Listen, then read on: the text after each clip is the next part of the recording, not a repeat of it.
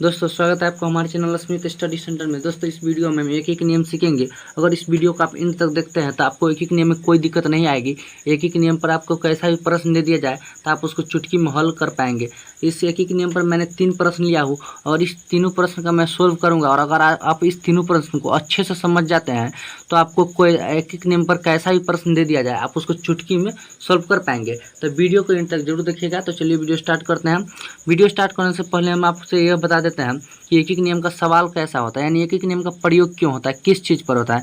तो देखिए एक एक नियम का प्रयोग होता है जैसे कि मान लीजिए आप किसी दुकान पर गए, आप मान लीजिए 1 केजी चीनी लिया और 1 केजी चीनी का दाम है मान लीजिए 42 रुपया, ठीक है ना। तो 100 ग्राम चीनी का दाम क्या हुआ 200 ग्राम, 4 चानी कितना भी आपको निकलना रहेगा ना तो वो एक एक नियम से ही निकलता है। तो इस वीडियो का मेन तक देखिएगा, आपको पूरा समझ में आ जाएगा। जिससे मैंने यहाँ पर एक प्रश्न लिया हूँ, यदि एक कुर्सी का दाम 300 रुपया है, ठीक है ना, एक कुर्सी का दाम कितना है 300 रुपया है, तो 4 कुर्सियों का दाम क्या होगा। तो यहाँ पर हम एक एक नियम में पहले लिखेंगे चूकी, ठीक है ना। पहला हम लिखेंगे चूकी, मैथ में चूकी ऐसे लिखाता है, 2 बिंदु ऊपर दे देंगे और नीचे 1 बिंदु दे देंगे तो हमारा हो जाएगा चूकी। तो लिखेंगे चूकी एक कुर्सी का दाम, ठीक है ना। यहाँ पर लिखेंगे एक कुर्सी, ठीक है ना, एक कुर्सी का दाम, एक कुर्सी का दाम कितना है हमारा तो 300 रुपये यहाँ पर दिया हुआ है, ठीक है ना। एक कुर्सी का दाम हमारा दिया हुआ है 300 रुपया। अब कह रहा है कि 4 कुर्सियों का दाम क्या होगा, तो हम यहाँ पर लिखेंगे इसलिए, ठीक है ना, इसलिए लिख देंगे, इसलिए, ठीक है ना, ऐसे इसलिए ऊपर 1 बिंदु और नीचे 2 बिंदु दे देंगे तो ये हमारा मैथ में हो गया इसलिए, ठीक है ना। इसलिए 4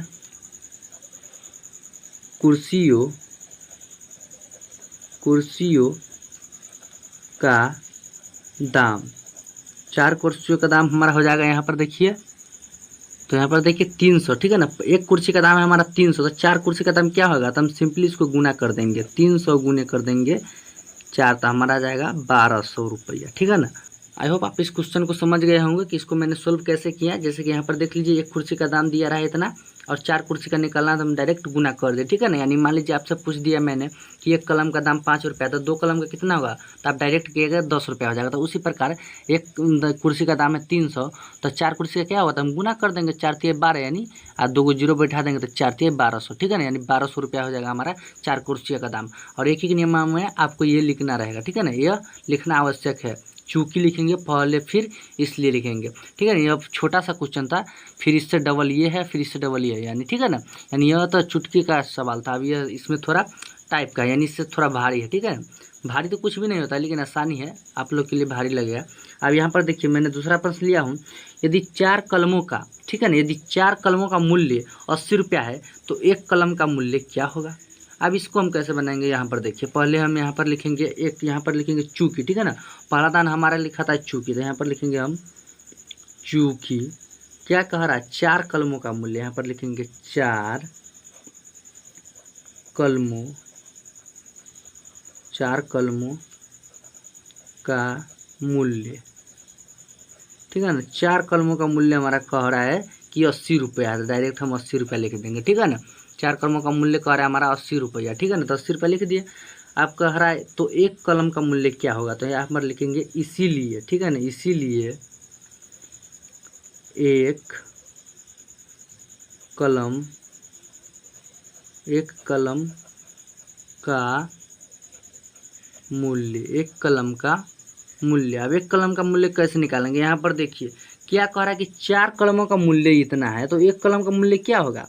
तो यहाँ पर देखिए डायरेक्ट हम यहाँ पर 80 जो है ना, हम इसको 80 को 80 लिखेंगे और इससे हम 4 को हम भाग कर देंगे 4 से, ठीक है ना। तो यहाँ पर आ जाएगा 4 दूना या 8 यानी 20 रुपया। यानी 1 कलम का जो मूल्य हो गया, 1 कलम का, इस 1 कलम का मूल्य जो हो गया ना हमारा 20 रुपया हो गया। अब कैसे, तो यहाँ पर देखिए कह रहा है कि 4 कलमों का मूल्य, यानी 4 वो जो कलम है ना उसका 80 रुपया दाम है, ठीक है ना। अब यहाँ पर 20 जो निकला 1 कलम का, अब 20 को 4 से गुना कीजिएगा तो 80 आ जाएगा, ठीक है ना।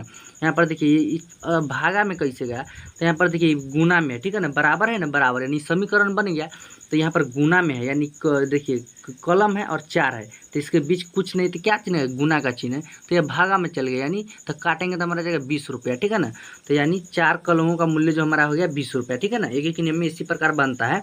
यानी ऐसे लिख दीजिएगा आप, दिया रहेगा तो 4 कलमों का मूल्य इतना, और उसके बाद हम लिखेंगे 2 कलमों का निकाल रहा है तो हम 2 लिखेंगे, 4 जितना भी निकालना रहेगा तो हम उतना निकाल लेंगे, ठीक है ना। तो 20 रुपये आ गया हमारा 1 कलम का मूल्य। अब यहाँ पर लिख देता 2 कलम का मूल्य क्या होता, तो हम काट देते इसको 2 से गुना कर देते तो हमारा आ जाता 40 रुपया मूल्य, ठीक है ना। तो इसी प्रकार बनता है। अब यहाँ पर मैंने एक और प्रश्न लिया हूँ, यहाँ पर देखिए, यहाँ पर कह रहा है 1 दर्जन केले का दाम 72 रुपया है तो 4 किलो का दाम क्या होगा। अब यहाँ पर देखिए, पहले हम लिखेंगे चूकी, ठीक है ना, क्या हम लिखेंगे पहले चूकी लिखेंगे, चूकी 1 दर्जन केले का दाम, यानी 1 दर्जन यानी 12 केले का दाम कह रहा है, ठीक है ना। 1 दर्जन कितना तो 12 होता है, तो 12 केले का दाम, ठीक है ना, 12 केले का दाम जो है हमारा कह रहा है कितना 72 रुपया, 72 रुपया कह रहा है ना। 12 केले का दाम, यानी 1 दर्जन में कितना था 12 केला होता है, ठीक है ना, यानी 1 दर्जन में 12 को पीस होता है, तो 1 दर्जन में 12 यानी 12 केले का दाम जो हमारा कह रहा है 72 रुपया, तो 4 किलो का दाम क्या होगा।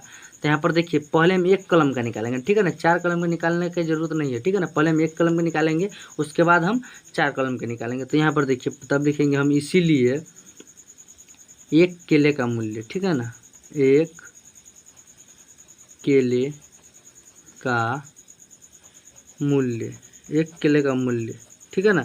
तो 72/12 हो जाएगा, 12 छक 72, यानी 6 रुपया हो गया हमारा 1 केले का मूल्य, ठीक है ना। 1 केले का मूल्य हमारा 6 रुपया। तो फिर हम लिखेंगे इसीलिए क्या कह रहा है 4 किलो का दाम क्या होगा। तो यहाँ पर लिखेंगे 4 किलो का मूल्य। तो 4 किलो का मूल्य क्या हो जाएगा, गुना कर देंगे, 6 गुने 4 हो जाएगा हमारा 6 छक 24 रुपया, ठीक है ना।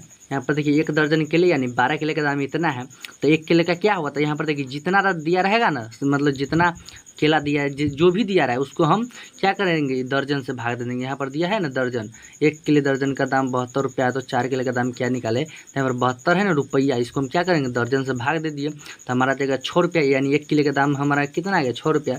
तो 4 किलो का क्या होगा, तो हम गुना कर देंगे, 6 गुने 4 तो 6 छक 24 रुपया। अब यहाँ पर 5 किलो दे दिया रहता तो हम 5 से गुना कर देते तो आ जाता हमारा 30, यानी ठीक है ना। इसी प्रकार हमारा निकलता है एक नियम। आई होप आप यह वीडियो आपको अच्छी लगी होगी, तो हमारे चैनल को सब्सक्राइब एंड वीडियो को लाइक जरूर कीजिएगा। तो चलिए मिलते हैं नेक्स्ट वीडियो में।